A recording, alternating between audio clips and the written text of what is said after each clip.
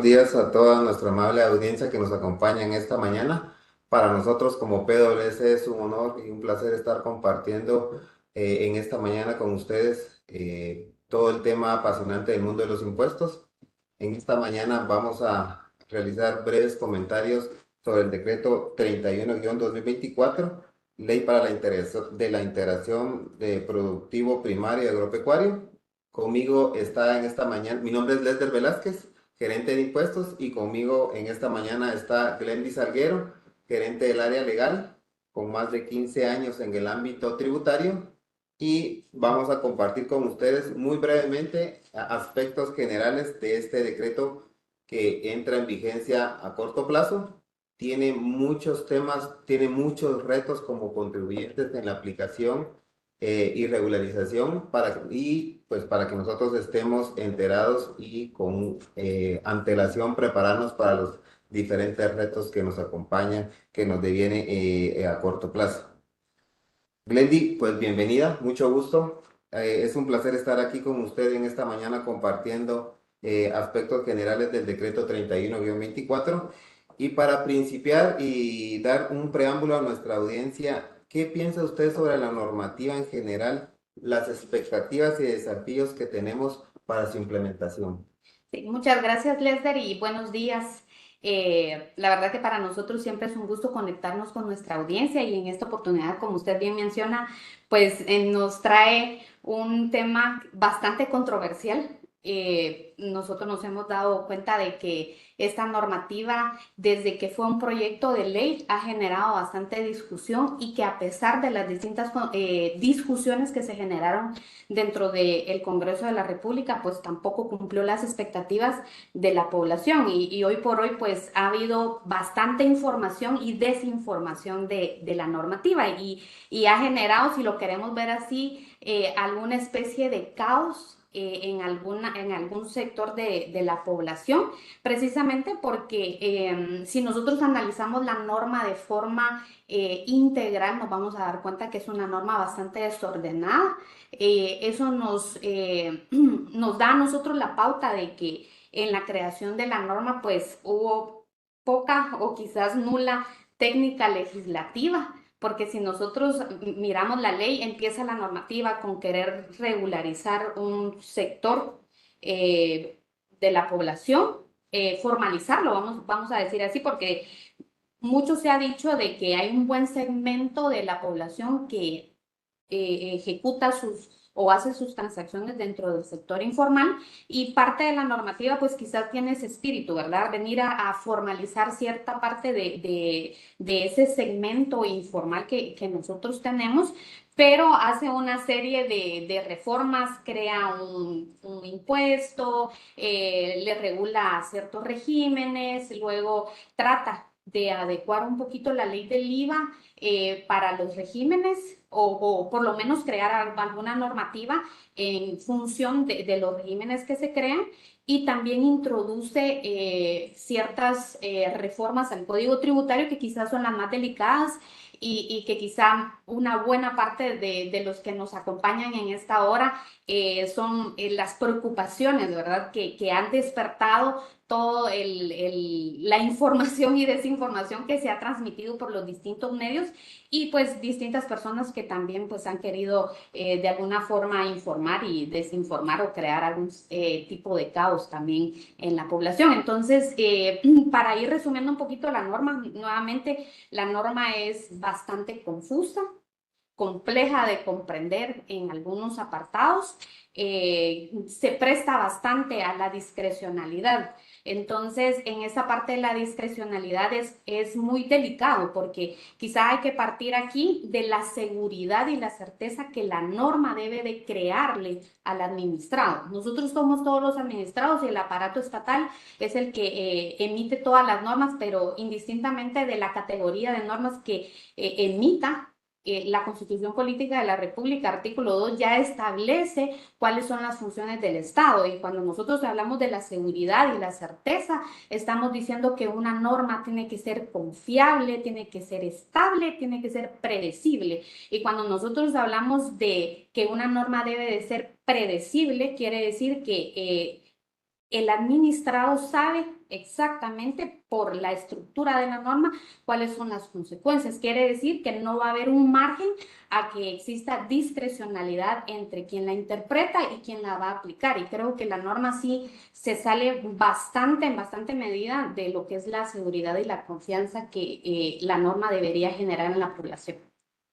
Gracias, Glenn. Sí, usted tocó un punto muy importante que decía la discrecionalidad. La normativa deja muchas áreas grises o muchas áreas de duda en cuanto a cuál sería la forma de que la administración tributaria, en este caso, va a interpretar, como usted bien decía, un caso en concreto, ¿verdad? Acordémonos que nosotros como contribuyentes tendríamos que tener todos los elementos suficientes y competentes para determinar nuestra obligación tributaria y no caer en ninguna infracción, que al final del día eso nos repercute en un desgaste administrativo y económico a la hora de estar pues enfrentando a la administración tributaria, ya sea pagando una multa y sanciones o bien pues yéndonos en el proceso de defensa.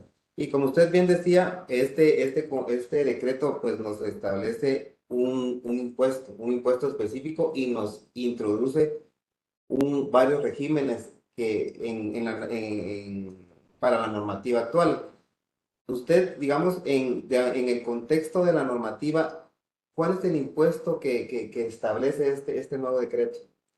Bueno, eso es una pregunta bastante compleja, ¿verdad? Porque como decíamos anteriormente, la normativa es bastante desordenada, bastante confusa, pero en efecto, como habíamos dicho, el objetivo de la norma es regular o formalizar a un sector que como usted bien decía al principio, pues es el sector agropecuario que lo divide en dos regímenes, pero llama la atención que la misma norma dice que crea un impuesto a la confianza tributaria y se están afectos a esta norma los actos, contratos. Me voy a permitir leerla porque por aquí la tengo y dice, se establece un impuesto a la confianza tributaria, dice, sobre las actividades, actos y contratos grabados en la presente ley. Aquí dice actividades, actos y contratos grabados en la presente ley. Y quizá para hablar un poquito de la parte impositiva,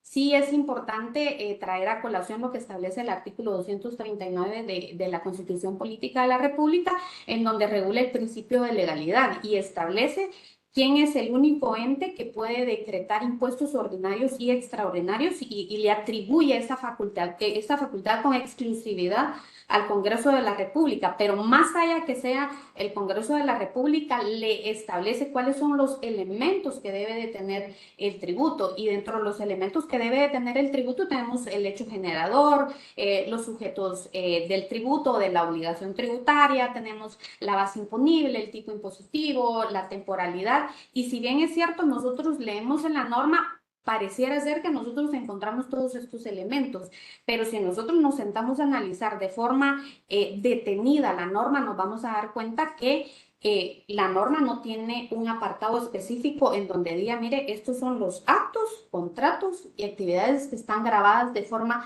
específica por la norma. Por deducción, todos estamos asumiendo de que las ventas que se realicen a mercados, supermercados, mercados municipales, cantonales, centros de acopio, van a ser las actividades que están grabadas, pero no lo dice la norma de forma expresa, lo estamos deduciendo y eso volvemos nuevamente a lo que habíamos dicho. Entonces, ¿dónde está la seguridad y la certeza que la norma me debería dar? Entonces, podríamos partir de ahí que impuesto a la confianza pareciera ser que no se configuran todos los elementos del tributo para que nazca esta obligación tributaria. Recordemos que el hecho generador es el punto de partida de toda obligación tributaria. Mientras no haya hecho generador, no pueden hacer la obligación tributaria y pareciera ser que aquí no hay, ¿verdad? Esos son algunos temas que nosotros hemos identificado y que los hemos discutido con usted en relación a la redacción que trae la norma, pero más allá de eso, quizá la norma llama mucho la atención, ¿verdad? Que dice la palabra confianza. Confianza es, mire, yo le voy a creer, yo le voy a creer. Entonces, si estamos hablando de confianza, nos vamos a ir hasta el final de la norma y que es uno de los artículos que también ha llamado mucho la atención, es el artículo 21, en donde voluntariamente el contribuyente puede venir y decir, bueno, voy a declarar lo que yo no he declarado o voy a rectificar aquello que declaré mal o que declaré de forma incorrecta o determiné mal mi obligación tributaria. Entonces, el artículo 21, que es como el punto de partida para iniciar con todo el proceso de si voy a calificar o no para uno u otro régimen, dependiendo en qué actividad yo me estoy desempeñando, pero parte de dos premisas, ¿verdad? Hay contribuyentes que ya están registrados y hay contribuyentes que no están registrados. Y nosotros podemos ver en el primer presupuesto de la norma, dice, bueno, usted voluntariamente dentro de los 180 días posteriores a que entre en vigencia el reglamento, que todavía no existe, y tal vez como paréntesis, la norma entra en vigencia mañana. Entonces no puede existir reglamento antes de la norma, ¿verdad? Entonces, 180 días después de la entrada de vigencia del reglamento, entonces puede venir el contribuyente que ya está inscrito y rectificar voluntariamente. Si rectifica voluntariamente, pues va a pagar un 5% sobre lo que dejó de declarar, o está el otro supuesto. Van a haber contribuyentes que no están tributando y pueden iniciar una contabilidad. Un poquito extraño el artículo porque pueden iniciar su contabilidad y pueden hacer una declaración jurada patrimonial para iniciar ese proceso. Es decir, tengo este inventario que es el que me va a permitir a mí empezar a iniciar mis operaciones dentro del régimen primario o del régimen pecuario. Y ahí nuevamente la norma le dice, bueno, igual le voy a requerir o le voy a aplicar un tipo impositivo de un 5%.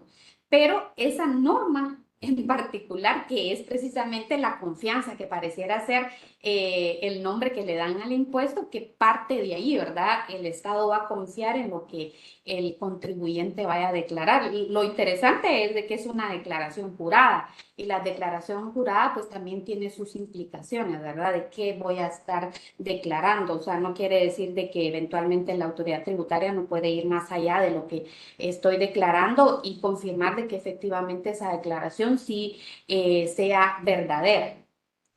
Pero nuevamente, pues el impuesto trata de todo esto, ¿verdad? ¿Verdad, Lesder? En donde lo que está buscando la normativa es decirle, mire usted, productor o comercializador agrícola o artesanos que sean producidos en Guatemala o usted que está en el sector pecuario, hidrobiológico o apícola, mire, regularicemos su actividad y usted si está destinado a venderle a supermercados, mercados cantonales, mercados municipales, centros de acopio, entonces usted califica para poderse registrar en estos regímenes y que se le aplique el tipo impositivo que establece ya ese impuesto a la confianza tributaria. Así le llama la norma, ¿verdad?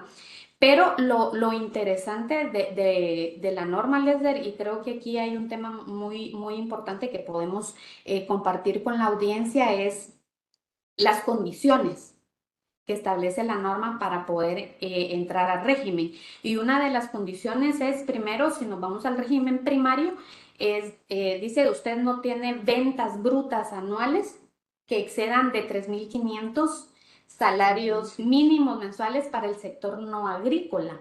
Y aquí llama la atención porque si recordamos nosotros en alguna oportunidad se intentó hacer una distribución por regiones del salario y hoy por hoy, para el año 2025, tenemos distintos salarios mínimos. Tenemos la región metropolitana y están todos los demás departamentos que están en otro régimen y que sí varía el monto del salario mínimo. Y aquí la norma tampoco es clara en decir, bueno, si usted opera dentro de la región tal, le aplica tal. Si opera dentro de la región metropolitana, vamos a aplicar la región metropolitana. No hace esa distinción la norma y ahí es donde decimos, bueno, entonces la norma es discrecional y que muchas de las conclusiones a las que se llegan es más por deducción y no porque la norma expresamente lo establezca, ¿verdad? Pero uno de los temas interesantes y que también ha sido de los puntos que ha llamado la atención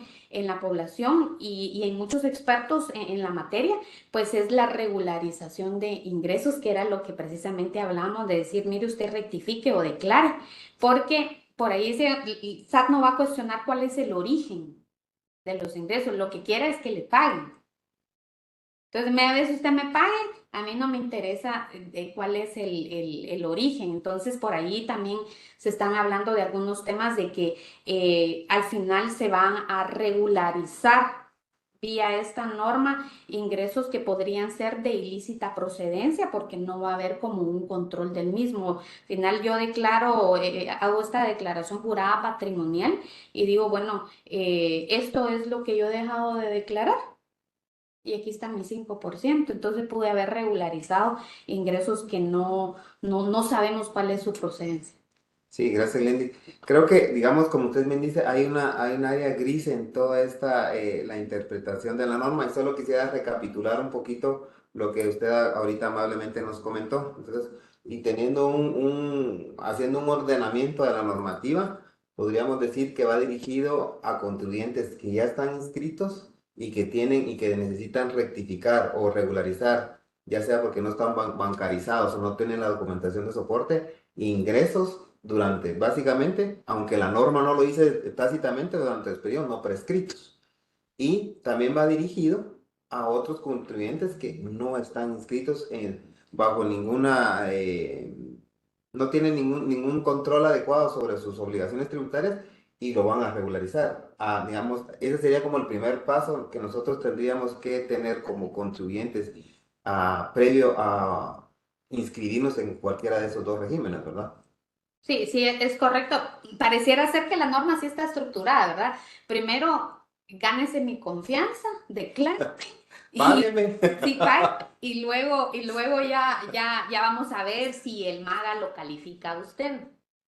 Porque cuando usted ya se pone a revisar la norma, entre las condiciones para poderse inscribir en uno de los regímenes que la norma tiene, ya le pone una serie de requisitos, ¿verdad? Y condiciones. Y platicábamos con Leslie antes de iniciar la sesión que entonces tienen que ser contribuyentes que de alguna forma ya estén regulados, que ya tengan bajo control toda la parte laboral, toda la parte de seguridad social, porque le piden sus planillas de seguro social, quiere decir que ya tiene trabajadores, que y obviamente pues ya está inscrito como patrono ante el Instituto Guatemalteco de Seguridad Social, o sea, no puede ser cualquier contribuyente. Entonces, o se ordena antes. Sí, básicamente tiene que estar ordenado, porque ya tiene que tener hasta un contador, tiene que tener proyecciones de producción, todo formalizado para ya tener todos los requisitos, incluyendo ese tema muy atinado que usted decía, las obligaciones laborales, ¿verdad? Que también vienen pues si queremos introducir algo que está de manera informal y ponerle tantos requisitos y estructura orgánica, controles, contador, básicamente muchos temas administrativos, pues no va a ser muy llamativo al final del día para quien de verdad ha estado en la informalidad y ahora quiere pues formalizarse. Sí, sí, la verdad que como usted bien dice, con todos los requisitos que están o establece la norma y que me imagino que la autoridad tributaria sí va a estar detrás de que se cumplan a cabalidad, sí va a ser bastante complejo para que el sector se pueda formalizar.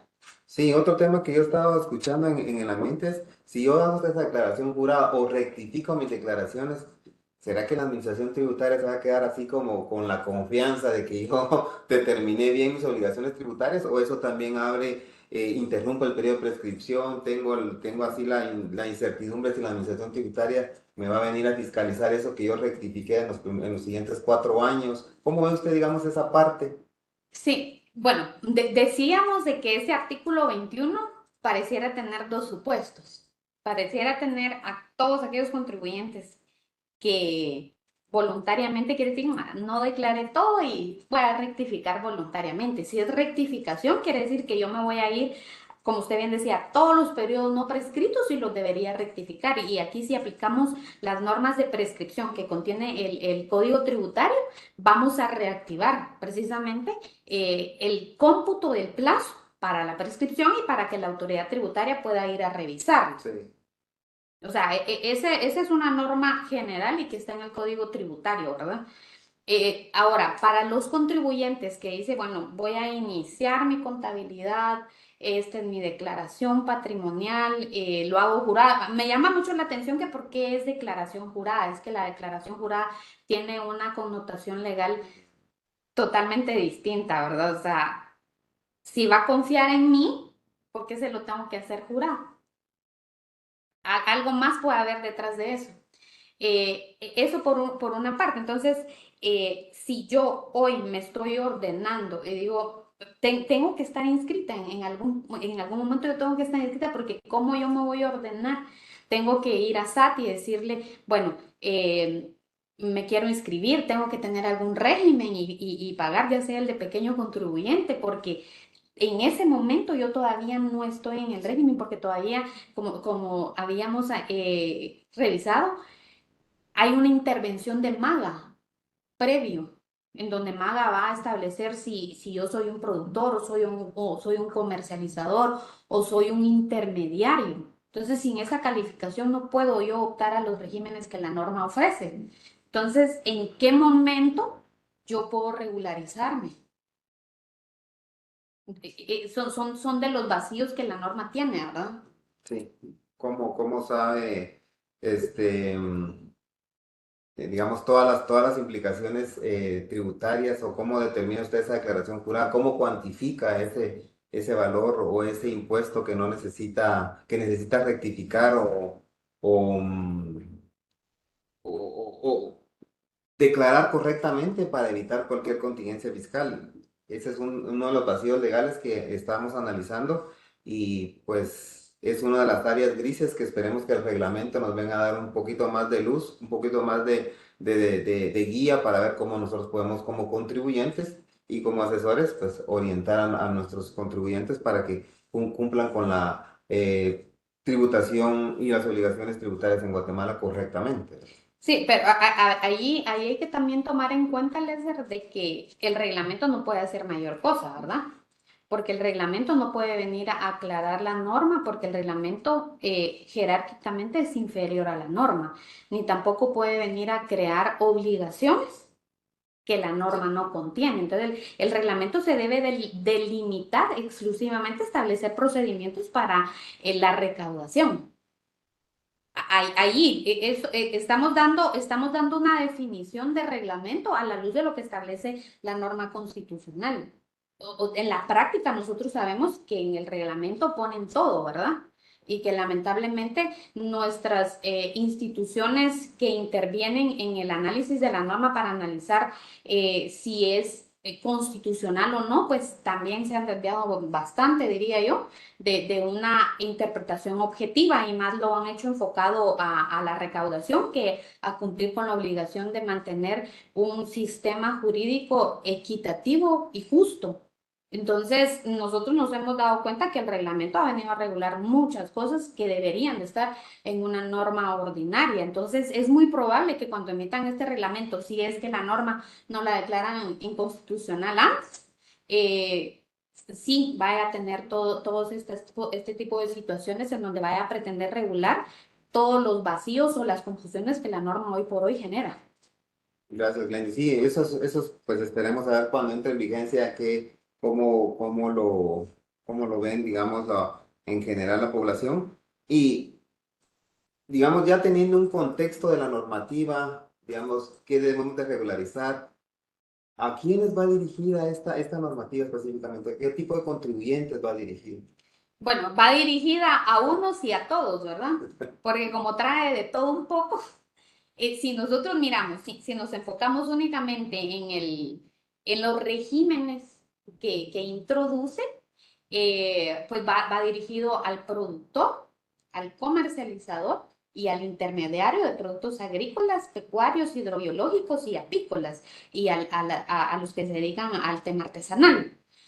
Pero si nosotros ya nos enfocamos en todas las reformas que está introduciendo, nos aplican a todos y ahí es donde está el tema, ¿verdad? El tema que sí podría generar algún tipo de, no podría generar, está generando incertidumbre en los contribuyentes. Y aquí que es interesante también conocer la postura o la opinión de Lesder, experto en la parte de fiscal, eh, porque nosotros vimos que la norma, como usted bien decía, ¿a quién va dirigido? Sí, va dirigido a este sector, pero también hay otros que sí entran en esa cadena. Y sí valdría la pena también analizarlo, porque si nosotros miramos la norma, hay un apartado específico de la norma en donde dice, mire, usted puede tener actividades que se dedica a venderle directamente a los supermercados, a mercados municipales, mercados cantonales, centros de acopio, pero la norma previó que yo puedo tener otro tipo de actividades a las cuales yo les debo de dar un tratamiento distinto, porque este impuesto no es IVA, no es ISR, no es ISO, no es timbre, es otro impuesto que como bien habíamos dicho carece de muchos elementos, ¿verdad? Pero yo puedo tener, si soy productora o soy comercializadora y en mi cadena yo le vendo a los supermercados, yo no tengo la limitación de venderle a otros sujetos que no están considerados dentro de los que la norma ya estableció o delimitó. Y eso quiere decir que yo voy a tener dualidad de impuestos que aplican. Porque si nosotros, por ejemplo, si yo fuera un productor y le distribuyo a los mercados, a los supermercados, pero también tengo dentro de mi cartera de clientes otros grandes contribuyentes que no se dedican o no están dentro de ese sector de los supermercados o mercados, yo tendría que elegir el régimen general del IVA. Y ahí sí me gustaría que usted nos le pudiera compartir a la audiencia, les de cuáles son los retos que tienen estos regímenes que introduce la norma, que como bien dijimos, no es IVA. Y la norma también es expresa y decir, miren, no voy a declarar, a presentar sus declaraciones mensuales del IVA, ni tampoco las del ISR, ni tampoco todos aquellos impuestos que sean acreditables al ISR. ¿Sí entiendes de eso? Exacto, entonces, ¿cuáles son los retos que van a tener estos contribuyentes que tienen distintas carteras de clientes? Donde no necesariamente le voy a vender únicamente a los supermercados o mercados. Interesante pregunta, Glendy. Como dijimos al inicio, pretender regular a alguien que pues ha estado en el sector informal, ¿verdad? Y poniéndole, digamos, ciertas complejidades y muchos retos en cuanto a qué controles, porque básicamente debería llevar un control muy exhaustivo de las ventas que realiza a estos sujetos que están regulados en el decreto 31/2024, que sería supermercados, mercados cantonales, municipales, centros de acopio, restaurantes. Si yo tengo otro tipo de clientes, y ahí ya viene la complejidad, ya viene cómo yo voy a identificar qué sujetos o qué clientes están amparados o encuadrados dentro de este decreto para que básicamente yo no le cargue el IVA sobre mis ventas, y cuando yo realice ventas a otro tipo de clientes que no están pues listados en la normativa taxativamente, sí represente también, sí cargue sobre esas ventas el IVA correspondiente. Y si yo cargo el IVA correspondiente, también tengo que tributar en el ISR en el régimen que yo esté afiliado. Entonces, como vemos, todas esas particularidades de que estas ventas bajo este régimen, estas ventas bajo este régimen.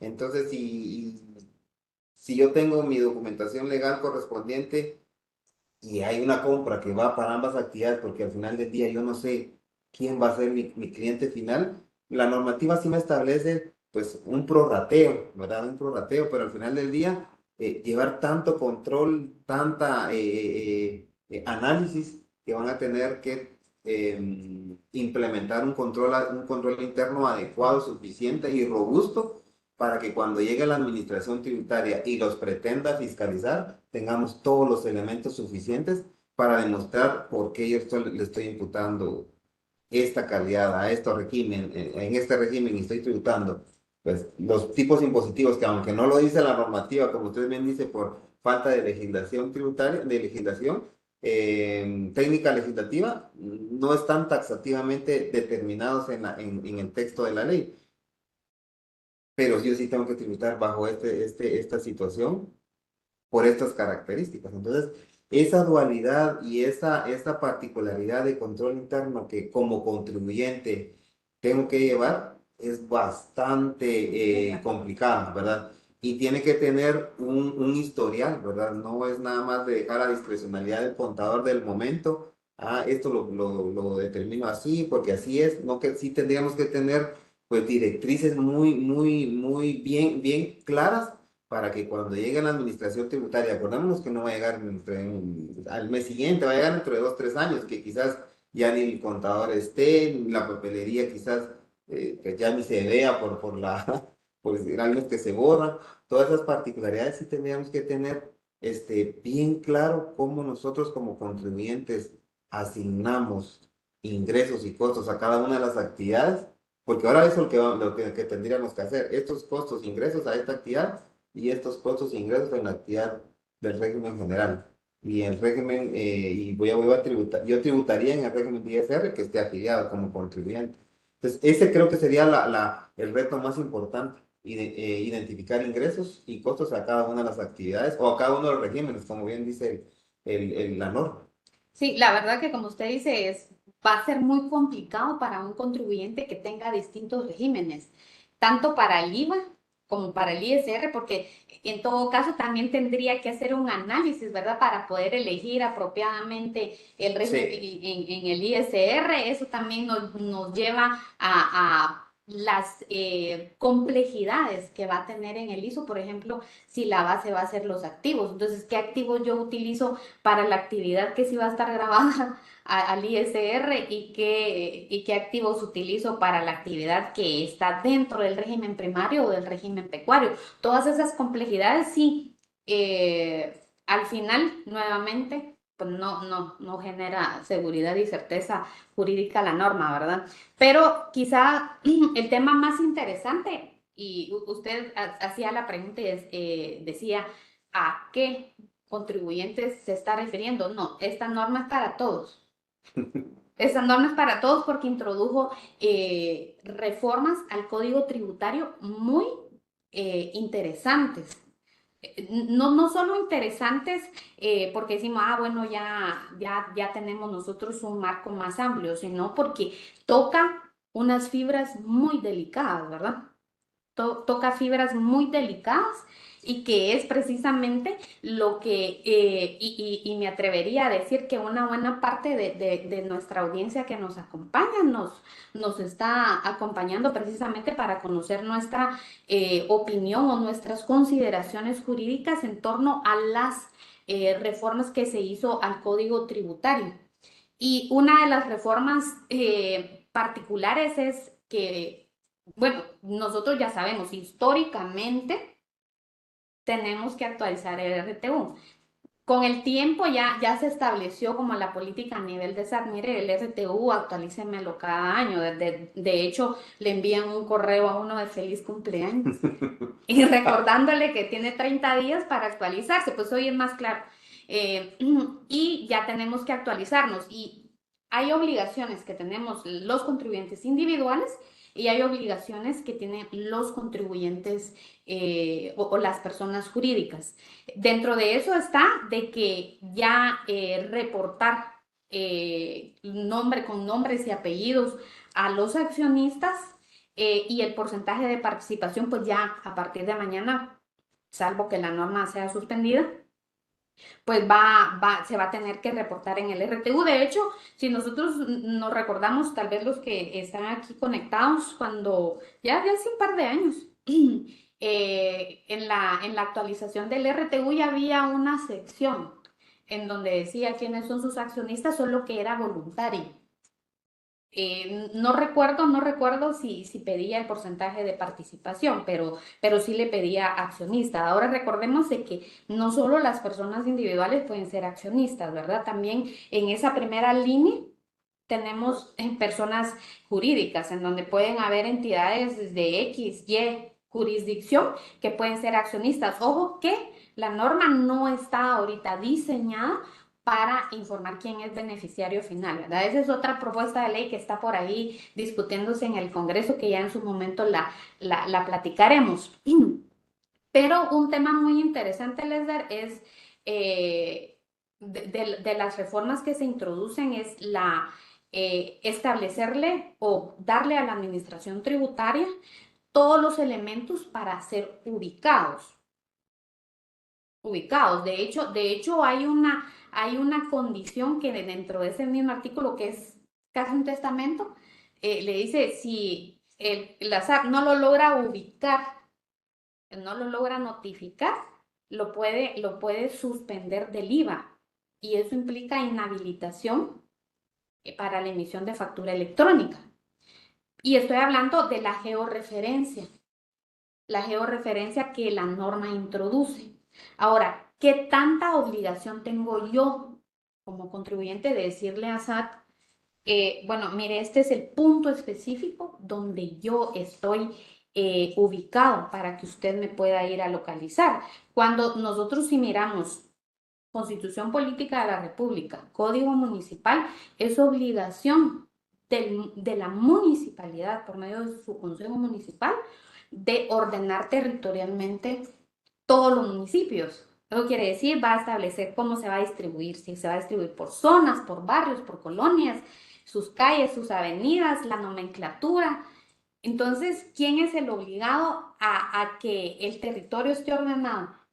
Cada municipalidad tiene esa responsabilidad. Entonces, ¿por qué el legislador, y me imagino yo que aquí hay mano de SAT en la norma, quiere que específicamente le dé mi georreferencia? Estábamos platicando ayer con un ingeniero, o sea, ¿cuál es la trascendencia que tiene la georreferencia? Y me decía, no, es que es un número específico y ese punto hace que te ubiquen ahí, exactamente. El punto es de que la georreferencia, como trae coordenadas, es un tema bastante técnico, ¿verdad? Es un tema bastante técnico que quienes lo manejan con más propiedad son los topógrafos, arquitectos, ingenieros. Nosotros Profesionales específicos. sí, entonces tal vez ahí, Lesder, ¿qué nos podría comentar usted de esa georreferencia? ¿Qué connotación o qué conflictos podría traer? Digamos, como parte de los datos que la administración tributaria tiene, como nosotros como contribuyentes, ya sea personas individuales o jurídicas, es nuestro domicilio fiscal, ¿verdad? Digamos, desde ahí, pues ya tiene el punto exacto donde la administración tributaria debería de notificarnos y debería de confirmar que nuestras obligaciones tributarias estén adecuadamente realizadas conforme a la normativa. Digamos, la geolocalización, georreferencia que establece la normativa, pues como usted bien decía, tiene retos para las personas que no somos profesionales en ese ámbito. ¿Qué pasa si yo involuntariamente, pues pongo otras coordenadas que no son las que la administración tributaria, yo le reporté a la administración tributaria?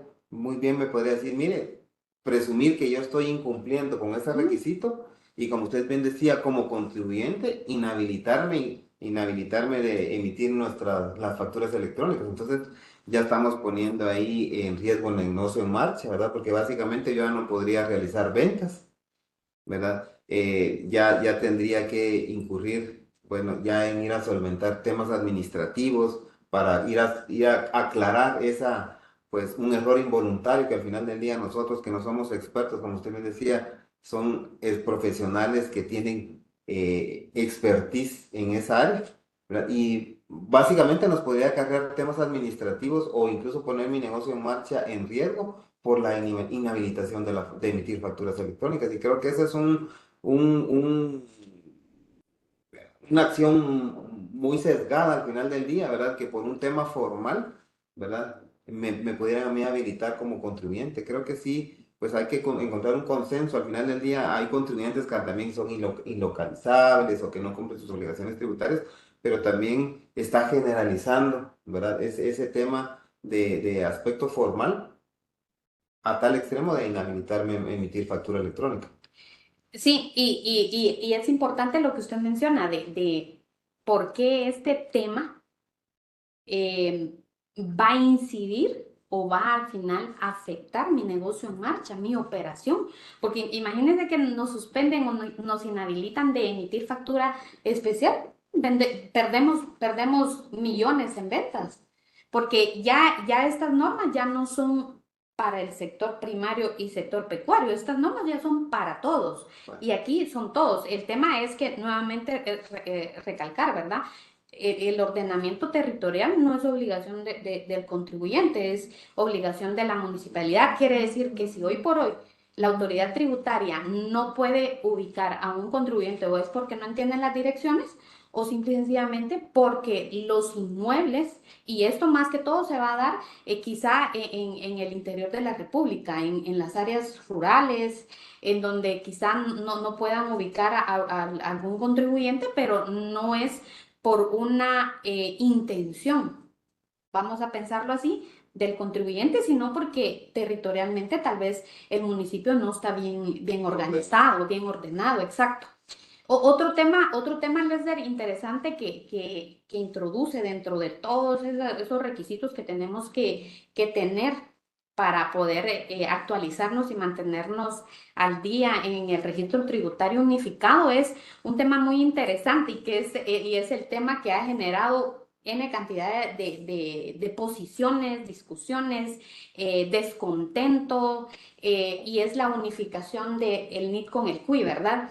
Y quizá aquí habría que remontarnos un poquito a la ley del RENAP.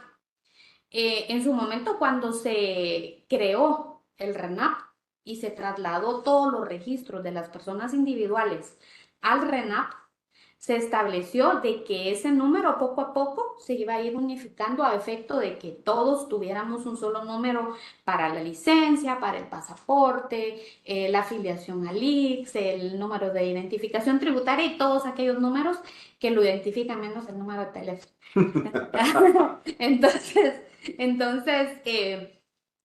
la intención de unificarlo no es mala.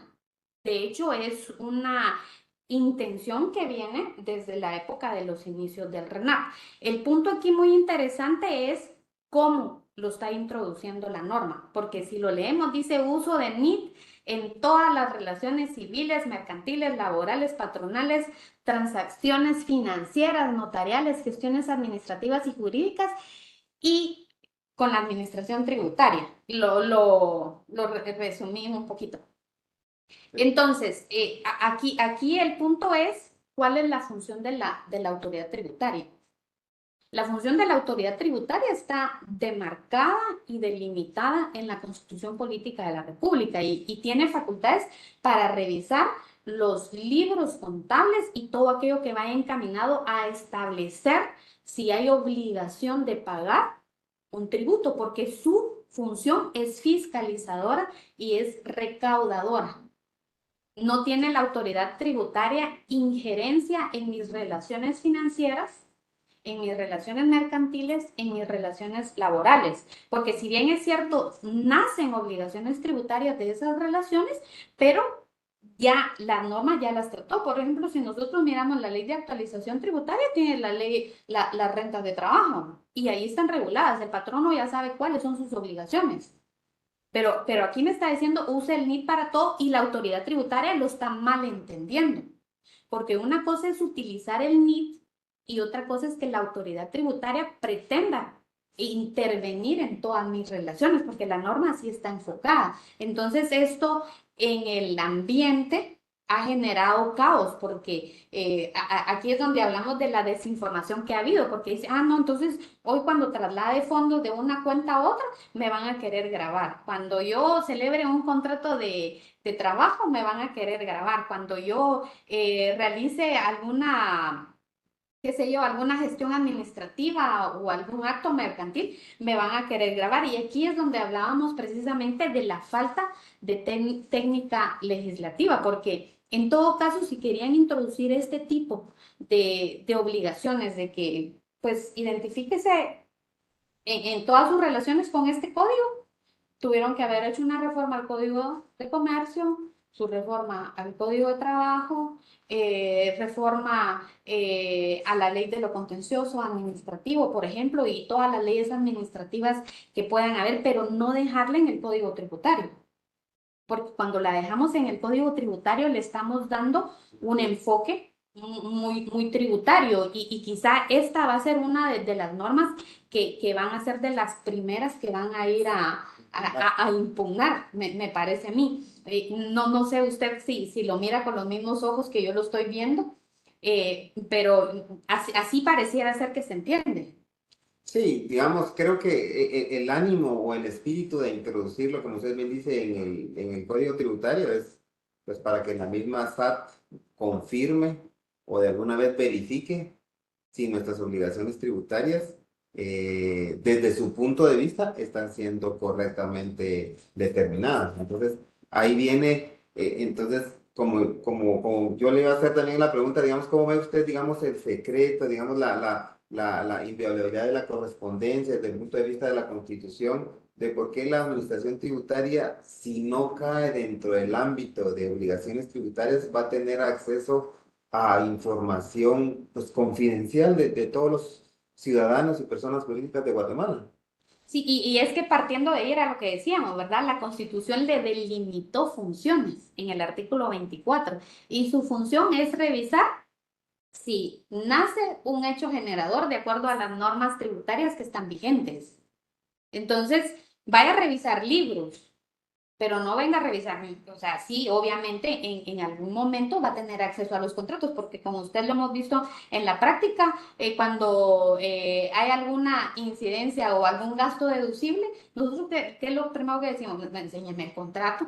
Y obviamente, pues la SAT eventualmente sí tiene acceso a los contratos porque incide en la determinación de la obligación tributaria, pero no es por regla general que la autoridad tributaria tiene que tener acceso a todo este tipo de información. Entonces, desde un punto de vista de la confidencialidad, creería yo que sí roza con el principio de confidencialidad e inviolabilidad de la correspondencia, como lo establece el artículo 24.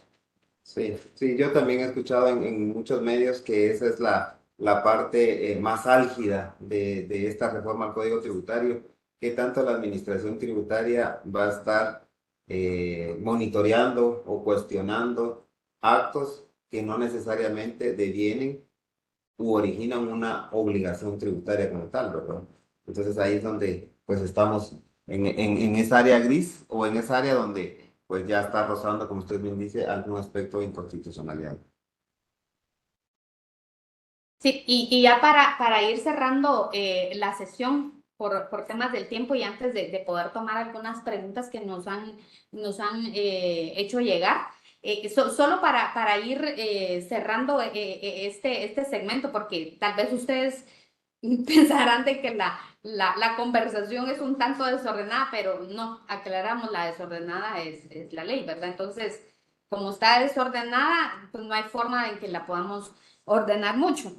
Y aquí sí vale la pena también mencionar, viéndola de forma así global, que la norma no solo violenta el principio de seguridad y certeza jurídica, que era lo que decíamos nosotros al principio, porque la norma no es confiable. Nosotros ya nos dimos cuenta, la población no tiene, pero ni una pizca de confianza en la norma. Yo me imagino que mañana empieza la fiesta, ¿verdad? Eso por un lado. El otro lado es también desde el punto de vista de la capacidad de pago. Desde el punto de vista de la capacidad de pago, eventualmente la norma también podría tener algún tipo de vicios por esa parte, pero en la parte de la equidad, la justicia y la igualdad tributaria, sí, considero que la norma sí carece de estos principios o no se analizaron toda la parte constitucional cuando se creó la norma, porque si volvemos un poquito a los regímenes, usted se pudo dar cuenta de que, por ejemplo, en el régimen primario tiene un tope, ¿verdad? Para permanecer en el régimen. $3.500 mínimos. Sí, ahora en el régimen pecuario, ahí no hay tope, entonces yo puedo tener N cantidad de ingresos y todos los puedo estar reportando al 1.5. 1.5 o 2 puntos, o 2. Sí, sí, va a depender, ¿verdad? Va a depender si soy exportador o si mis ventas son locales. Pero si nosotros lo analizamos o comparamos los dos sujetos que está tratando de regular la norma, no los está tratando de forma igual. Y si no los trata de forma igual, tampoco es equitativa la norma, ¿verdad? Entonces, esos son quizás los temas que queríamos, con los que queríamos cerrar todos los vicios de inconstitucionalidad que podrían estar invocando si es que la norma va a ser impugnada, que me imagino que sí va a ser impugnada. La norma, obviamente, pues tendríamos que esperar a que la norma cobre vigencia para poder iniciar cualquier acción de inconstitucionalidad, ya sea de carácter general, parcial o total. Sí. Pues gracias, Glendy. Creo que estos 50 minutos fueron súper rápido, ¿verdad? Es poco el tiempo que tenemos para comentar cada una de las situaciones y particularidades y áreas grises que nos deja la normativa. En general, creo que como usted bien decía, el espíritu de la norma es introducir a un sector de la economía que ha permanecido por mucho tiempo en la informalidad a tributar, ¿verdad? A contribuir a los gastos que el Estado tiene. Sin embargo, sí son muchos los retos que tienen estos contribuyentes para, primero, pues, tener la declaración jurada, inscribirse como contribuyente, tener todos los controles que necesitamos previo a pues, solicitar la inscripción en cualquiera de estos regímenes, ¿verdad?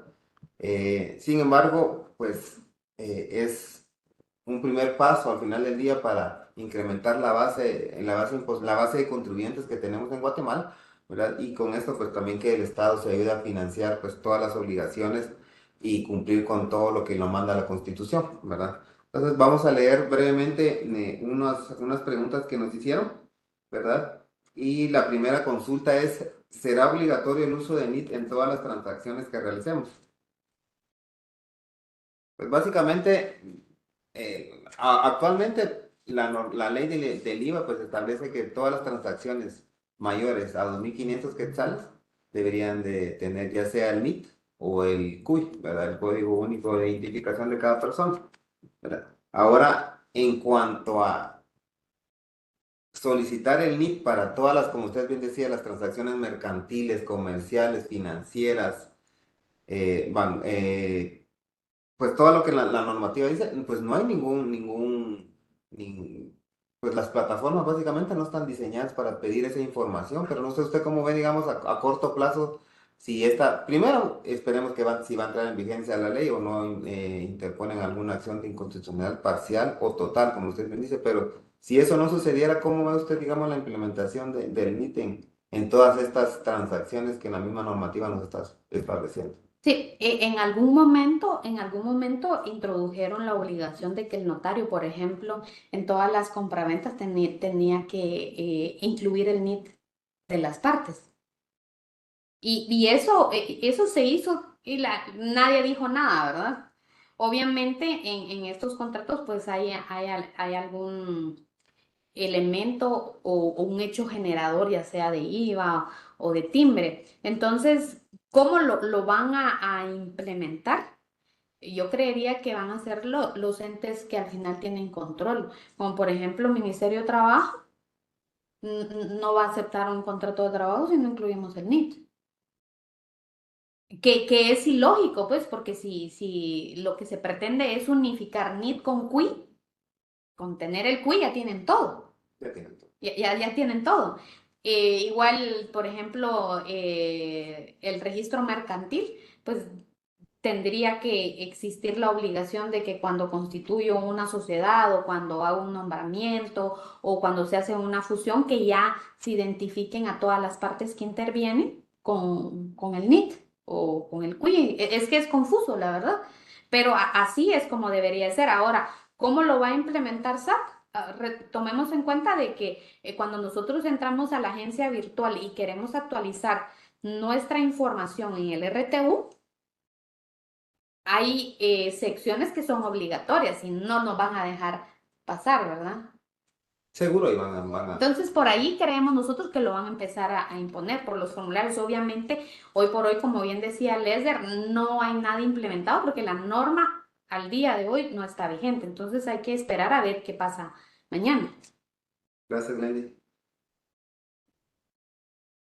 La otra consulta es: ¿qué obligaciones tiene un contribuyente de brindar información de terceros en el caso de inscribir accionistas? ¿Y cómo hará SAT para cumplir con dicha obligación? Pues básicamente ahorita, pues la plataforma de SAT no está adecuada a lo que establece esta normativa, todavía no está adecuada. Acordémonos que pues SAT ya tiene, pues al menos en la primera capa, como bien decía, de accionistas directos de los contribuyentes, en aquellos casos que tiene la obligación de realizar estudio de precios de transferencia, ¿verdad? Porque ahí ya SAT, al menos para ese tipo de contribuyentes, donde hacen una entidad local hace transacciones con una entidad no residente, tiene la obligación de realizar estudio de precios de transferencia, y dentro de esa información ya están los accionistas directos de la entidad guatemalteca. Entonces, de alguna manera, SAT ya tiene esa información de algunos contribuyentes, no de todos, pero sí de algunos, ¿verdad? Entonces, hoy por hoy todavía no está adecuada la plataforma de SAT para inscribir o pues consignar los accionistas directos de la entidad guatemalteca. Esperemos que en los próximos días pues la administración tributaria adecue su plataforma para pues cumplir con lo que la misma normativa establece, ¿verdad? Y el otro es, la otra pregunta dice: ¿este decreto dice algo sobre el pequeño contribuyente que ya existe? Pues básicamente lo que dice Leerlo. ajá, le amplía la base de ingresos, que ahorita es de 150,000, y pues a partir de mañana van a ser 125 salarios mínimos, que serían alrededor de 400, sí. sí, como entre 400 y 425,000 quetzales anuales, ¿verdad? Que tiene el contribuyente, pues lo máximo para tener ingresos anuales. Si se pasa de este monto, pues sí instamos a que se inscriban y actualicen sus obligaciones tributarias, y dentro de eso, pues analice qué régimen de impuestos sobre la renta le conviene, porque si no, de oficio la administración tributaria lo va a afiliar al régimen general del IVA y al régimen de utilidades, ¿verdad? Entonces, es importante que tengamos ese valor en mente para que nosotros voluntariamente actualicemos y nos acojamos pues, a los regímenes y a la mejor carga tributaria para optimizar la misma. ¿Verdad? Pues, Glendy, en esta mañana, pues ha sido también, es un gusto haber compartido con ustedes en esta mañana, pues este apasionante monto de los impuestos, este decreto 31/2024, que pues deja más sombras que guir, ¿verdad? Y es un gusto haber compartido. Sí, muchas gracias, Lesder, y muchas gracias también a la audiencia que amablemente nos acompañó y pues por ahí nos estaremos viendo en otros eventos que estaremos realizando. Que tengan un excelente día. Gracias, feliz día. Se cuidan.